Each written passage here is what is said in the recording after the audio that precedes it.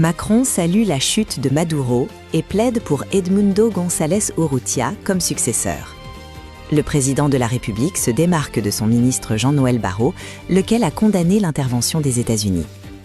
Sur un autre ton, Emmanuel Macron a appelé samedi 3 janvier à une transition pacifique et démocratique au Venezuela, où le peuple ne peut que se réjouir de la fin de la dictature Maduro après l'attaque américaine qui a abouti à sa capture. En confisquant le pouvoir et en piétinant les libertés fondamentales, Nicolás Maduro a porté une attente grave à la dignité de son propre peuple, a écrit sur X le président français, estimant que le peuple vénézuélien ne peut que se réjouir de la fin de la dictature. Trump annonce que les États-Unis dirigeront le Venezuela jusqu'à nouvel ordre. Le chef de l'État plaide pour que la transition, respectueuse de la volonté du peuple vénézuélien, soit assurée au plus vite par Edmundo González Urrutia, candidat de l'opposition à la présidentielle 2024.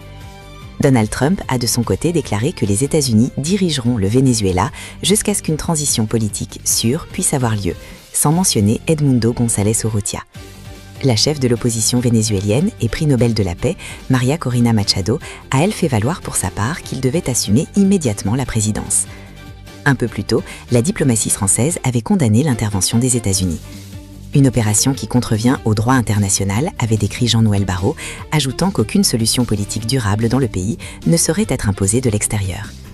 Dans ce contexte, Emmanuel Macron s'est entretenu samedi au téléphone avec Donald Trump, mais aussi le président argentin Javier Milei, a fait savoir l'entourage du chef de l'État français, précisant qu'il avait aussi eu des échanges écrits avec le président brésilien Lula.